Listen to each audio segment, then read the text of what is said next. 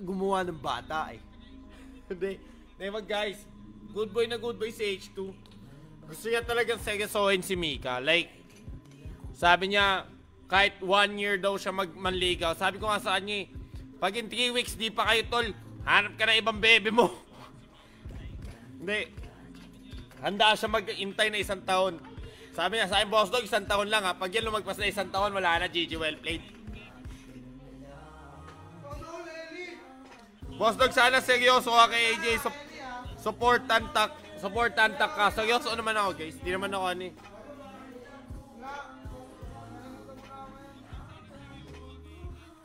Kasi boss dog, sa TikTok na agad. Magano guys, maggagawa na ang tik-tik. Pagbabalik natin sa tik-tik.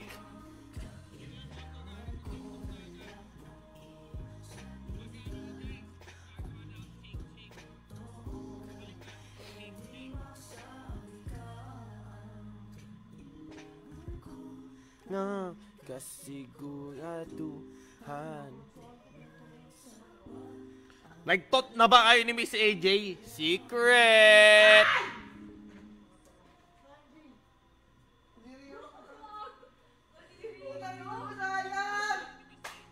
Secret! Support kami, nice one. Salamat sa support guys. Pero guys, sabihin ko sa inyo.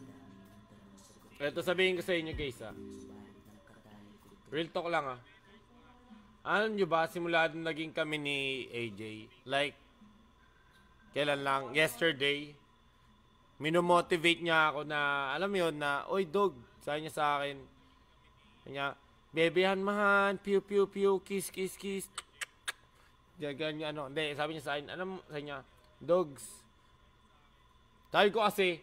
sabi ko nun, gusto ko ulit, parang gusto ko mag-pro sa niya, go lang, mas gusto ko nga nakikita kita maglago sa stage, sa niya, magbatak ka ulit, gawin mo yun.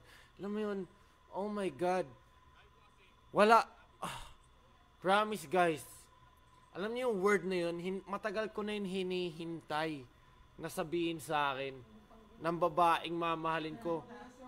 Alam niyo kung ano yung nag-receive ko nun? Huwag ka na mag-pro, bobo ka naman eh.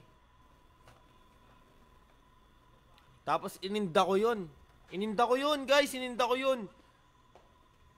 Pinag-awayan namin yun.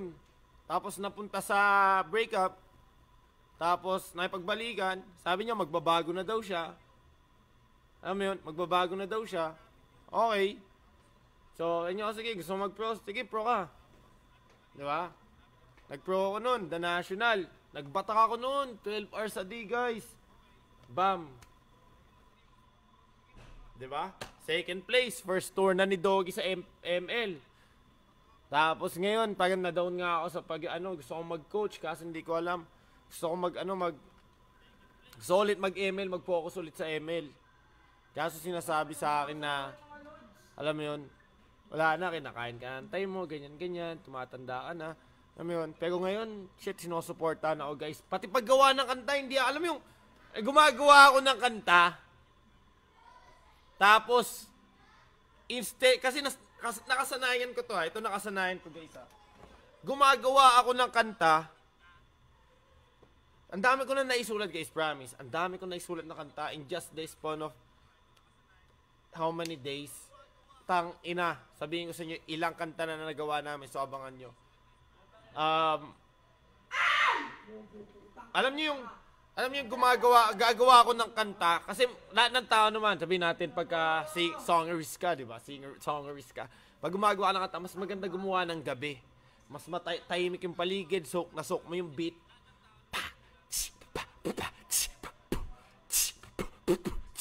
Di ba? Di ba? Jay, pag gumagawa tayo ng kanta, gabi lang, di ba?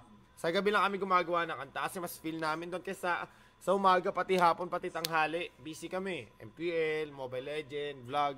Sa gabi kami gumagawa ng kanta. Alam mo yung wala nang sumasaway sa akin na, matulog ka niya! Ang ingay-ingay mo, late na! Alam mo yun? Wala nang gumaganon, guys. Ngayon, si AJ, gumagawa ako ng kanta. Papasok siya.